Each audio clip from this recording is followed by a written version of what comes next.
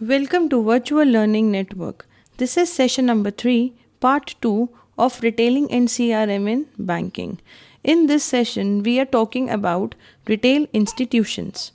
Various topics to be covered in this session are types of service retailing, structure and nature of retailing channels, and what are the various trends in retail formats. So, now let's get started.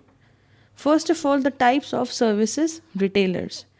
Services की retailing करना it is far more difficult than the product retailing. जो basic difference है product में और service में वो ये होता है that products are tangible in nature. वो किसी फिजिकल इनपुट्स को प्रोसेस करने के बाद प्रोडक्ट्स मैन्युफैक्चर होते हैं, वेयर एज सर्विसेज जो हैं they are intangible in nature. उनको आप महसूस कर सकते हैं बट छू नहीं सकते. फॉर एग्जांपल अगर आप हॉस्पिटल्स जाते हैं, बैंक्स जाते हैं, स्पास जाते हैं या डॉक्टर्स के पास जाते हैं, लीगल एडवाइस लेने एडवोकेट्स के पास जाते हैं, all of these concerns are giving you the services. आपको कुछ एक फिजिकल प्रोडक्ट नहीं मिल रहा, rather you are getting the services. Now, many organizations that offer services to customers, such as banks, hospitals, health spas, doctors, legal clinics, entertainment firms, and universities, traditionally have not considered themselves as retailers. So, पहले क्या होता था, जितनी भी organizations services देती थी consumers को, जैसे यहाँ पे कुछ एग्जांपल्स दिए हुए हैं, बैंक, हॉस्पिटल, स्पास, डॉक्टर्स, पहले वो सब रिटेलर्स में इंक्लूड नहीं होते थे. ट्रेडिशनल जो फॉर्मेट था रिटेलर का उसमें सर्विसेज इंक्लूड नहीं होती थी. बट स्लोली एंड स्टेडीली जैसे कंपटीशन बढ़ता गया, जितनी भी ऑर्गेनाइजेशन थी इन्होंने रिटेलिंग के नए प्रिंसिपल्स को अडॉप्ट करना शुरू कर दिया. They started attracting customers and started satisfying there needs. Now all retailers provide goods and services for their customers. जितने भी अलग अलग रिटेलर्स हैं वो फाइनली अपने कस्टमर्स को या फिर गुड्स प्रोवाइड करते हैं या फिर सर्विसेज प्रोवाइड करते हैं जिससे कस्टमर को मैक्सिमम सेटिस्फैक्शन मिल सके. Now some firms such as dry cleaners primarily provide services. जैसे कि अगर हम ड्राई क्लीनर्स की बात करें तो वो आपको कोई फिजिकल प्रोडक्ट नहीं दे रहे, वो आपको सर्विसेज दे रहे हैं. Optical centers and restaurants lie somewhere in the middle of the merchandise and service continuum. Supermarkets whereas आपको products देती हैं. So there is wide diversification in the format of retail, whether it is product retailing or a service retailing. Now, what is the exact difference between services and merchandise retailers? Basically, services और merchandise retailer में 4 different differences होते हैं. First is the intangibility, second simultaneous production and delivery, third perishability, and fourth is inconsistency of offerings. Now let us try to understand कि exactly ये differences हैं क्या. सबसे पहले intangibility. Now services are generally intangible. Intangible का जो English literal meaning होता है वो ये कि ऐसी कोई पर्टिकुलर चीज़ जिसको हम छू नहीं सकते बट महसूस कर सकते हैं, that is basically intangible in nature. तो जो सर्विसेज हैं वो इंटेंजिबल्स हैं. कस्टमर उनको देख नहीं सकते, टच नहीं कर सकते, ना फील कर सकते. ऑन द अदर हैंड जो सर्विसेज हैं और परफॉर्मेंसेज हैं they are action rather than the objects. Services एक पर्टिकुलर कोई ऑब्जेक्ट नहीं होता, that is basically a performance. For example अगर आप बैंक में वॉक इन करते हैं, आपको कुछ एक पर्टिकुलर काम कराना है बैंक में, तो आपको कोई एक पर्टिकुलर प्रोडक्ट हैंड ओवर नहीं करेगा बैंक, रादर आपको एक परफॉर्मेंस एक्सपीरियंस करने को मिलेगी in case of bank. Service retailers often have difficulty in evaluating the quality of services they are providing. Services की इवैल्यूएशन करना भी बहुत ज़्यादा डिफिकल्ट है एज़ कम्पेयर टू मर्केंडाइज की इवैल्यूएशन करना, just because merchandise is something which is tangible in nature. उनके हम प्री इस्टेब्लिश स्टैंडर्ड्स को ईजिली कंपेयर कर सकते हैं. लेट्स से फॉर एग्जांपल अगर एक प्रोडक्ट मैन्युफैक्चर हो रहा है, उसकी हमने प्री इस्टेब्लिश एक लेंथ ब्रेथ की स्पेसिफिकेशंस दिए हुए हैं, it is very easy to compare with that pre establish comparison की उतनी ही लेंथ और ब्रेथ एक्चुअली है या फिर नहीं है. But when we talk about services, services is something which is intangible in nature. उसकी इवैल्यूएशन करना it is very difficult. Now they must solicit customers evaluations and complaints. Service की evaluation में it is very important to consider customers ने क्या evaluation की है उस particular services की, या फिर कितनी कंप्लेंट्स दी हुई हैं उस पर्टिकुलर रिगार्ड में. Then the second difference is simultaneous production and delivery. Service providers जो है वो साइमल्टेनियसली उसी टाइम प्रोडक्शन कर सकते हैं और साथ में ही डिलीवरी कर सकते हैं, but it is not possible in the case of merchandise retailers. Let's say for example there is a company who is into the manufacturing of mobiles. So first they have to procure the raw materials, then they will produce the desired model of a particular mobile, then they will be distributing it to various wholesalers, then to retailers, and then finally it will go to the customer. So there's a time period, there's a gap of time between the production and final distribution of that particular product. But if we talk about the services अगर आप restaurant में जाते हैं या hospital में जा रहे हैं, आपने डायग्नोसिस कराया, वहीं का वहीं ट्रीटमेंट शुरू हो गया. सो प्रोवाइडर्स जो सर्विस प्रोवाइडर्स हैं वो उसी टाइम प्रोडक्शन करके उसी टाइम डिलीवरी कर सकते हैं. Let's say for example restaurants, आपने अभी ऑर्डर प्लेस किया and after like 5 or 10 minutes you will be getting the dinner. This is basically production as well as delivery in the single go. Then perishability. Now perishable means एक particular product जो एक after a particular time खराब हो जाए. Now because the creation and consumption of services is inseparable, services are perishable. Now basically services जो है अगर वो production उनकी और delivery साथ साथ हो रही है, so उस केस में अगर उसी time consume नहीं की गई services, they might get perished. Now they can not be saved, stored और रीसोल्ड. प्रोडक्ट को अगर आपको अभी यूज़ नहीं करना, यू कैन सेव इट, आप उसको फ्यूचर में फर्दर कभी यूज़ कर सकते हैं, but it is not possible in the case of services. Why? Because services उसी टाइम मैन्युफैक्चर होती है और उसी टाइम आपको कंज्यूम करनी होती है. In addition the demand for services varies over time. Services की डिमांड भी बदलती रहती है. सपोज अगर आज आपको इतनी भूख नहीं लगी, you have ordered only a single meal, but हो सकता है कल आपको ज़्यादा भूख लगी और आपने 2-3 चीज़ें अपनी मील में मंगाई हैं. So the demand for services में also vary. Then inconsistency. Merchandise is often produced by machines with very tight quality control. Because services are performed by the people, no two services will be identical. Inconsistency मतलब कि एक stability कितनी है, consistent कितना है एक particular product या फिर सर्विसेज. जब हम मर्केंडाइज की बात करते हैं, प्रोडक्ट्स की बात करते हैं, they can be very consistent. Why? Because they are being manufactured with the help of a machine. एक ऑटोमेटिक प्रोसीजर के through it is being produce. बहुत ज़्यादा टाइट क्वालिटी कंट्रोल होता है, तो there is very less possibilities कि उसमें कोई डेविएशंस आ सकें. But when we talk about the services हमें लोग परफॉर्म करके देते हैं. Now there could be the possibilities कि उसमें बहुत ज़्यादा डेविएशंस हो, बिकॉज ऑटोमेटिक कंट्रोल नहीं है उस केस में. Then structure and nature of retailing channels. Basically, there are 3 different types of distribution which can be used to make products available to the consumers. First है intensive distribution, second is selective distribution, and third is exclusive distribution. Now, what are these 3 distribution channels? First is intensive distribution. Now, in the case of intensive distribution channel, the product is sold to as many appropriate retailers or wholesalers as possible. बहुत intensively products जो हैं distribute किए जाते हैं, बहुत aggressively distribute करते हैं. जितने लोगों को, जितने होलसेलर्स रिटेलर्स को हम प्रोडक्ट प्रोवाइड कर सकते हैं, उन सबको हम प्रोवाइड करते हैं.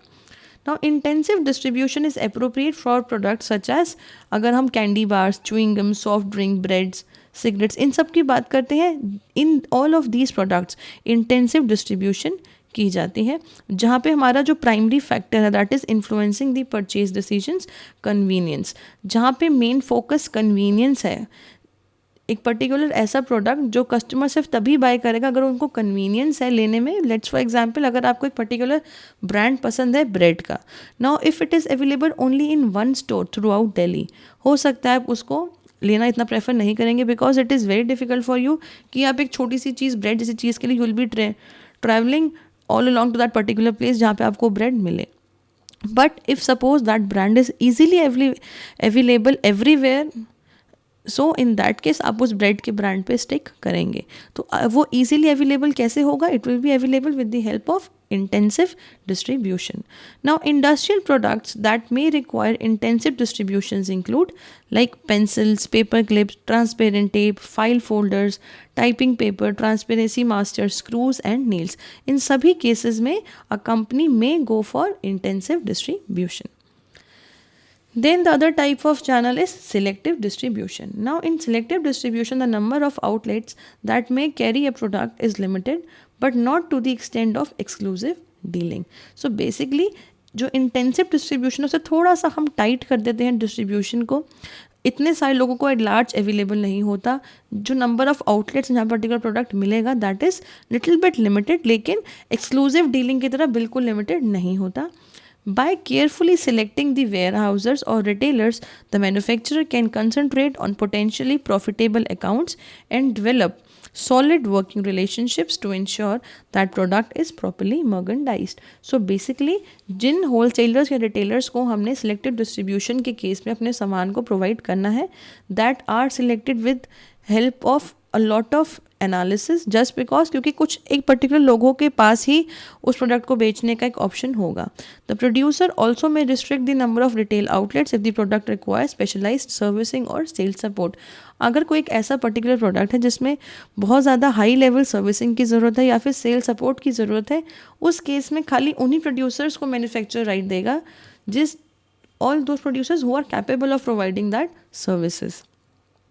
Selective distribution may be used for a particular product like clothing के लिए, appliances, television, stereo equipments, home furnishings and sports equipment. So in some cases में we can choose selective distribution. Now the last channel of distribution is exclusive distribution. Now when a single outlet is given an exclusive franchisee to sell the product in a geographic area, the arrangement is referred to as exclusive distribution. एक particular geographic area में सिर्फ एक ही ऐसी exclusive जगह है जहाँ पे particular सामान बिक रहा है, that is termed as geographic area distribution या फिर exclusive distribution. Now products such as automobiles, some major appliances, certain brands of furnitures, line of clothing that enjoy a high degree of brand loyalty and are likely to be distributed on the exclusive basis. Basically ये हम high end products पे ही use करते हैं just because there is a specific cream of the society जो particular product को buy करेंगी, so they will be easily accessible to all those people in a single outlet जिसको हम exclusive franchisee outlet भी कहते हैं. This is particularly true if the customer is willing to overcome the inconvenience.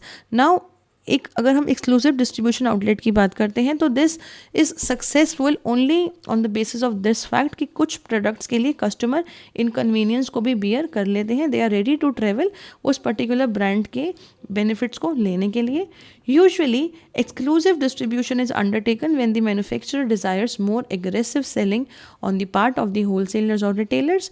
जब manufacturer ये expect करता है कि रिटेलर और होलसेलर जो है वो ज़्यादा एग्रेसिव सेलिंग करेंगे या फिर जो चैनल ऑफ कंट्रोल है is important. In all these cases exclusive distribution is followed. Then what are the various trends in retail formats? First is mom and pop stores and traditional kirana stores. The retail sector is changing as new store categories have starting dominating the market. जैसे हमने session की starting में पढ़ा था कि nowadays the format of retail has been changing. बहुत सारे retail formats जो हैं अब मार्केट में आ गए हैं. Mass merchandisers, discount clubs, specialty retailers all developed successfully retail models, especially in India. At the same time हमें लोकल किराना स्टोर्स भी ईजिली देखने को मिल जाते हैं. Mom and pop stores we can easily locate. Now these are basically the unorganized retail. Small independent stores across product categories is very common retail format in India. अगर छोटे छोटे हम रिटेल आउटलेट्स की बात करें, अनऑर्गेनाइज रिटेल की या फिर छोटे किराना स्टोर्स की, it is very prevalent in India. Particularly अगर हम स्मॉल सिटीज़ की बात करें या फिर स्मॉल टाउन्स की बात करें, वहाँ पे it is more of the traditional kirana stores rather than the big organized retail outlets. But with the emergence of new retail formats, जो अब ये local किराना stores थे, अब now even they are going for the renovations, they are going for better customer services so that they can compete with the organized retail formats. Then there is e-commerce. E-commerce basically जब हम electronically transactions को कर रहे हैं for retail transactions को, that is basically the e-commerce. The amount of retail business being conducted on the internet is growing every year. आप में से बहुत से लोगों ने ऑनलाइन कभी ना कभी कुछ तो परचेज किया ही होगा. That is basically the part of e commerce. एक पर्टिकुलर अमाउंट जो जिससे रिटेल बिजनेस ऑनलाइन हो रहा था वो अमाउंट हर साल बढ़ता ही जा रहा है। जितने भी मेजर रिटेल ऑर्गेनाइजेशंस हैं, मैन्युफैक्चरर्स हैं, उन सब ने ऑनलाइन रिटेल स्टोर्स भी ओपन कर दी हैं। नाउअडेज जितने ऑर्गेनाइज्ड रिटेल आउटलेट्स हैं उन्होंने भी ऑनलाइन परचेज करने के ऑप्शंस दे दी हैं। For example the shopper stop, you can on visit their website, उनकी वेबसाइट पे there's an option you can do the online purchasing, and once you receive the goods only then you are supposed to make the payment. So this is basically the e-commerce. Now companies like Amazon.com, eBay is there, Jabong.com is there. These all companies are the pioneers in e-commerce concept. They are expanding the retail e-commerce into the new markets. Then there is discount stores and category killers. Now they have changed the landscape of both the retail industry and the economy. जो discount stores हैं, जैसे हमने last session में भी discuss किया था, discount stores are basically दो stores जो आपको काफ़ी अच्छा डिस्काउंट देते हैं एक पर्टिकुलर प्रोडक्ट पे. So even this is a new format in Indian retail, where once mom and pop and departmental stores dominating the retail sector, now discount retailers and category killers are at the top of the heap. So पहले जहाँ mom and pop retail outlet बहुत famous था, departmental stores बहुत famous थे, वहीं आज यहाँ पे discount retailers या फिर category killers are very famous. Then we have specialty stores. Now these stores concentrates on one type of merchandise and offer it in a manner that makes it special. एक particular product ही होगा जो specialty stores offer करते हैं, but जो उनकी assessment है वो बहुत ज़्यादा deep होती है. Some are very high and while others cater the top price conscious masses. Many are so successful that departmental stores have started to emulate their buying, marketing, merchandising, display strategies. तो कई speciality stores इतने ज़्यादा successful रहे हैं कि जितने भी departmental stores हैं, even now they are following the merchandising, marketing and displaying strategies of these successful specialities stores. Now promotion and responsibility बहुत ईजिली कर सकते हैं in case of speciality stores. Why? Because आपको एक पर्टिकुलर प्रोडक्ट की बहुत सारी असॉर्टमेंट जो है, बहुत सारी जिन क्वालिटी है, वेराइटी है, वो आपको अंडर वन रूफ मिल जाती है. Then there are e-tailers. Now while most retailers have online storefronts, strictly online purveyors with no bricks and mortar counterparts are hoping to snare a percentage of retail profit. Major players have generated enough business to cause two competitors to come up with their own interest sites. Now there are some factors जिसकी वजह से Indian retail format में बहुत सारे changes आ रहे हैं. So now let us try to understand what are these factors जिनकी वजह से इंडियन रिटेल इतना चेंज हो गया है. First is the greater diversity of retail formats. आज एक बहुत ज़्यादा डाइवर्सिटी आपको एज अ कस्टमर्स आपको बहुत सारी वेराइटी मिलती है रिटेलर्स की. अगर आपको सपोज एक नॉर्मल ग्रॉसरी का सामान लेना है, आप एक किराना स्टोर से ले सकते हैं, आप बिग जाइंट डिपार्टमेंटल स्टोर से ले सकते हैं, या फिर आप किसी भी एक ऑर्गेनाइज रिटेल फॉर्मेट से ले सकते हैं. So there are an number of options available to customers right now. Then increasing industry concentrations. Now while the number of different retail formats has grown, the number of competitors within each format is decreasing.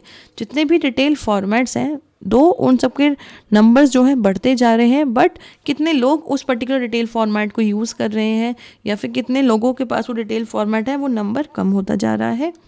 A few national retailers dominate the most formats. A country like India, यहाँ पे कुछ एक pre-established, well-dominated players हैं जो organized retail को dominate करते हैं.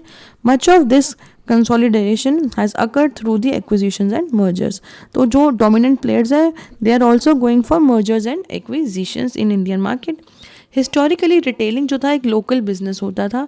Effective distribution, communication system, ये सब उसमें इन्वॉल्व नहीं था, ज़्यादा कॉस्ट इफेक्टिव नहीं था. But nowadays due to excessive of competition, ये सारी चीज़ें now we need to consider. Then there is globalization. Now some factors stimulate globalization of retailing are the maturation of the domestic market, development of skills and systems to effectively manage global operations, and the removal of trade barriers. So basically अब globalization की वजह से various foreign players are also entering into the Indian market. Now when they are entering into the Indian market, so वहाँ पे India में भी अब abroad का culture धीरे धीरे आ रहा है in terms of retail outlets as well. Let's say for example Marks and Spencer. Marks and Spencer पहले इतना प्रिवलेंट नहीं था, पहले इंडिया में नहीं था, but now it is quite evident in Indian retail market. Initially Indian retail market में FDIs allowed नहीं थे, but right now 100% FDI is allowed. So all these things are finally resulted in new trend in retail formats. Then the maturation of domestic market. Most large retailers have saturated their domestic markets.